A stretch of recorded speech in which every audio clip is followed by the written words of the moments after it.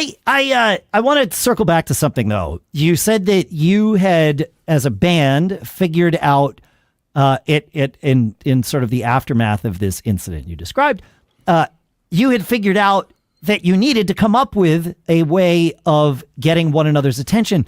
And I want to go through this a little bit because it's sort of productive and positive after all the doom and gloom that we just went through. Yeah. But also, I think this is something that every band needs to know how to do. And if it hasn't happened organically, maybe take a minute at your next rehearsal and be explicit about it and figure it out. Yeah. Because you're right, your band, where you're playing, song into song into song into song, that's good.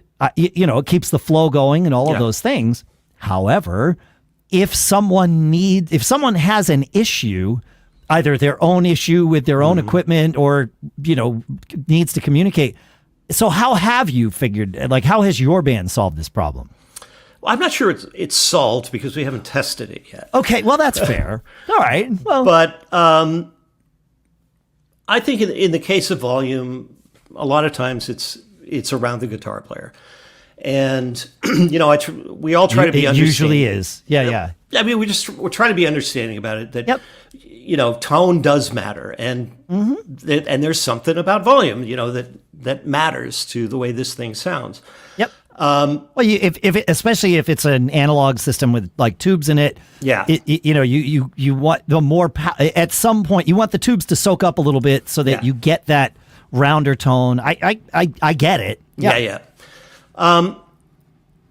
So I think the first thing we talked about is one, this isn't personal. If you're talking to somebody about volume, we're not saying you're ugly. We're not saying you don't play well. Right. All we're saying is it's throwing the band out of balance. So objectively, this needs to, yes, right. Exactly. Yep. So either all of us come up, which is what we have been doing, and then it sounds bad and it's impolite to your audience, right? Because you're killing them. Or don't take it personally. If I signal to the bass player who's next to me, who's next to the guitar player, and just say, could you tell so-and-so just to turn it down a little bit? Or if I'm looking over there and I'm calling a tune, I'll just do this. Yep. And it's not an affront to anything. No, this is a move of efficiency. Right. And everyone needs to understand that, right? Like, right. And the same thing can happen if a guitar player or singer either turns to me or doesn't even turn to me in the middle of a tune and gives that kind of slow down signal or speed up signal. It's like, fix it. Yeah. Talk about it later if you want. Right. But that person is the singer. They need it where they need it, whatever. Give it to them. Talk about it later. Fix, figure out the root of the problem later. Now, put the Band-Aid on, move on. Yep. Yeah. And ultimately, it's about trusting each other, right? Totally. So if somebody makes that gesture at you and you think, no, I'm good. If you trust that person, you're going to say, I think I'm good, but somebody else doesn't think so. And so for the good of the band, I'll do what they say. And if it sucks afterwards, I can say, well, you were wrong. But when it comes to volume, it's hardly ever the case that when somebody says it's too loud, they're wrong. That's true. Yes, that might be the one objective truth of band dynamics. If someone tells you you're too loud, they are almost certainly correct.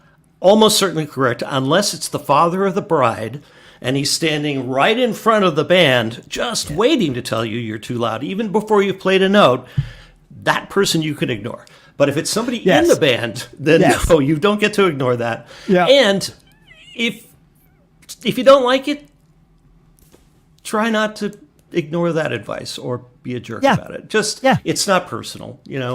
We're all doing our best. Well, I mean, that was really where the discussion began, is like, look, none of this is personal. We're all trying to present the best performance we can.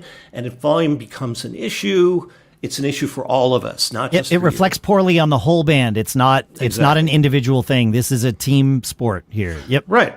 And in this case, rather than what I've done in the past, just kind of lay it on the law and say, you're too loud, turn it down.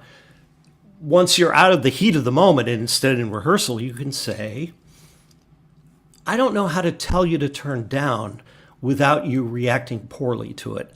Help me. What Yes. can I say to you that will convince you that this is a good thing to do? Right. And once we approached it that way, he just said, well, honestly, I couldn't tell. Because I said, okay, Fair. there's such a thing as ear fatigue. Yes. Yep, you're right in front of it. And the way your speaker focuses, it's through your legs. It's going and, past you. Yeah, Yes. 25 feet out in front of you. Yep. Fair.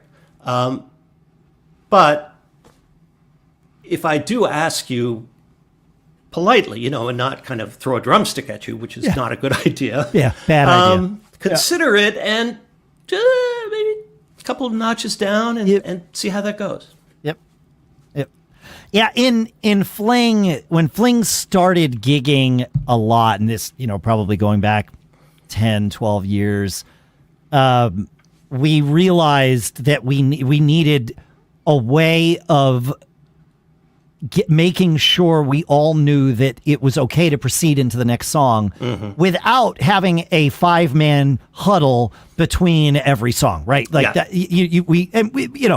And so we talked about this in rehearsal after a couple of gigs where it was like, oh, I needed time between. There was some issue, especially that gap between the first and the second song. Especially if you don't have a true sound check, but even if you do, things can change. Absolutely. And sometimes you need that, like, whoa. And so what we talked about it, but then I really think it sort of organically happened that we would, if someone knew they needed something, they would get the attention, they would look at the set list, and whoever was the one that was going to count in the next song, they would get that person's attention before the current song ended. Yep. Like, I need a minute. And it was okay, great. Like, not great, but thank you. Now we know what to do here. I'm not just going to, go straight into the next song and leave you hanging out to dry. And that, there's times when you miss that signal or someone's not looking or they're, in a different headspace and that you miss it. But we found that worked really well. Yeah.